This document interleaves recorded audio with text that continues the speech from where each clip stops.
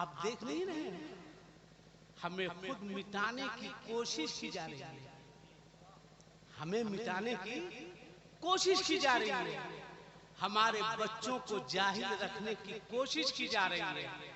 عبداللہ ابن مبارک نے عرض کیا کہ پروردگار عالم ایک منادی نے اعلان کیا ہے کہ اللہ نے حج کو قبول کیا، ایک شخص کو چھوڑ کر کہیں وہ ایک شخص میں تو نہیں، کعبے کا غلاف ہے، رو رہے ہیں۔ پھر آنکھ لگی، پھر دیکھا ایک شخص اعلان کر رہا ہے کہ اللہ نے سب کے حج کو قبول کیا، ایک شخص کو چھوڑ کر۔ آپ نے پوچھا وہ ایک شخص کون ہے؟ تو آواز آئی اس کا نام محمد بن ہارون بلخی ہے۔ آپ وہاں سے چلتے چلتے بلخ پہنچے، لوگوں سے پوچھا کہ غور سے سننا کہ محمد بن ہارون بلخی کو آپ لوگ جانتے ہیں؟ لوگوں نے کہا رے وہ جاؤ جنگلوں میں ملیں گے، یا تو سجدے میں ہوں گے یا رکوع میں ہوں گے، قرآن کی تلاوت کر رہے ہوں گے، زار و قطار رو رہے ہوں گے خوف الہی سے۔ محمد بن ہارون بلخی کے بارے جب سنا تو عبداللہ ابن مبارک سوچنے لگے اتنا نیک، اتنا متقی، اتنا پرہیزگار، آخر اس کا قصور کیا ہے کہ اللہ نے اس کے حج کو قبول نہیں کیا؟ چلے جنگل میں پوچھتے ہوئے پہنچے، دیکھا محمد بن ہارون بلخی سجدے میں ہے، زار و قطار رو رہے ہیں۔ سجدے سے سر اٹھایا، عبداللہ ابن مبارک نے کہا السلام علیکم محمد بن ہارون بلخی، اور رونے لگے۔ کہا کہ میں نے سلام کیا، آپ رو رہے ہیں۔ کہا لگتا ہے اللہ نے اس سال بھی کسی منادی کے ذریعے یہ اعلان فرما دیا کہ اللہ نے سب کے حج کو قبول کیا، میرے حج کو قبول کیا۔ اللہ رونے لگے سارے پتا۔ عبداللہ ابن مبارک نے فرمایا کئی سال سے حج کر رہے ہیں؟ کہا میں 50 سال سے حج کر رہا ہوں مگر اللہ میرے حج کو قبول نہیں کرتا۔ ہوش میں آؤ، ہوش میں۔ باپ کو گالیاں دینے والوں، ماں کو ستانے والوں، ہوش میں آؤ۔ ایک حج نہیں، 100 حج کر لو، اگر تمہارا باپ تم سے ناراض ہے، تمہاری ماں تم سے ناراض ہے، اللہ تعالیٰ تمہارے حج کو کبھی قبول نہیں۔ بولا قصور کیا ہے؟ سنو جہاں پہ میں آ رہا ہوں۔ ایک ہاتھ دکھایا دایاں ہے، سنو دایاں ہے، دیکھا اتنا ہی ہے، اتنا نہیں ہے، آدھا ہے۔ کہا کیا بات ہے؟ کہا میں بہت بڑا شرابی ہوں۔ وہ بھی سنیں جو شراب پیتا ہے، تاڑی پیتا ہے، دارو پیتا ہے، بے شرمو، ہوش میں آؤ۔ کتنا دن زندہ رہو گے تاڑی پینے والوں، شراب پینے والوں، ماڑی پینے والوں، کتنا دن زندہ رہو گے بولو؟ کون جانتا تھا ابھی بالا سوٹ ٹرین میں حادثہ ہوا، ہزاروں لوگ مارے گئے۔ کسے پتا تھا کہ ہم مر جائیں گے؟ کسے پتا تھا میری ٹرین ٹکرا جائے گی؟ اس میں دارو پینے والے بھی ہوں گے، شراب پینے والے ہوں گے، کچھ ایسے لوگ بھی ہوں گے جو سوچتے ہیں چلو کچھ دن پی لیتے ہیں چھوڑ دیں گے۔ نہیں، توبہ کرو ابھی سے، توبہ کرو کہ ہم مر جائیں گے مگر تاڑی اور شراب کو اپنے ہاتھ میں کبھی لینے نہیں۔ بچاؤ اپنے معاشرے کو، بچاؤ اپنے معاشرے کو، یہ ذمہ دار لوگوں کی ضرورت ہے۔ میں ہاتھ جوڑوں گا تم سے، بچاؤ اپنی زندگی، تم جی لیے۔ یہ چھوٹے چھوٹے بچے ہیں، یہ نوجوان بچے ہیں، کبھی ان بچوں کے مستقبل کے بارے میں سوچا تم نے کہ باپ دارو پی کے آئے گا تو بیٹے پر کیا اثر پڑے گا؟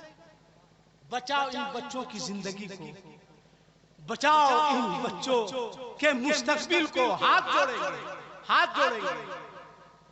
محمد بن ہارون بلخی نے کہا کہ میں شرابی تھا، شراب پی کر آیا، میں نے کہا ماں بھوک لگی ہے کھانا دے۔ ماں نے کہا کہ بیٹا نہ نماز پڑھتا ہے، نہ رمضان میں روزہ رکھتا ہے، نہ قرآن کی تلاوت کرتا ہے، خالی کھانا کھانا کرتا ہے، رک جا ٹھہر جا، یہ دیکھ چولہے جلا رہی ہوں، آٹا گوندھتی ہوں، روٹی پک جائے گی تو تجھے روٹی دوں گی، کھا لینا۔ کہا نہیں، ابھی اسی وقت چاہیے، بھوک لگی ہے ماں کھانا دے۔ وہ نہیں بول رہے تھے، شراب کا نشہ بول رہا تھا۔ سنو شرابیوں، تاڑی پینے والوں، سنو میں حق بولنے کا عادی ہوں، مجھ کو قتل اس کی فکر نہیں کہ کوئی میلاد میں بلائے نہ بلائے، جلسہ دے نہ دے، کوئی مطلب نہیں۔ میں جانتا ہوں رزق کا مالک دنیا دار نہیں ہے، میرا پروردگار ہے، وہ رزاق ہے، پیدا کیا ہے، رزق دے گا۔ اس لیے جلسہ ہو، میلاد ہو، جمعہ ہو، حق بات بولو۔ شراب کے نشے میں تھا، آپ نے فرمایا میں نے اپنی ماں کو دائیں ہاتھ سے دھکیل دیا، آگ میں گری، جل گئی، موت ہو گئی، مر گئی۔ جب ہوش آیا تو میں نے بائیں ہاتھ میں کلہاڑی لے کر دائیں ہاتھ کو کاٹ دیا۔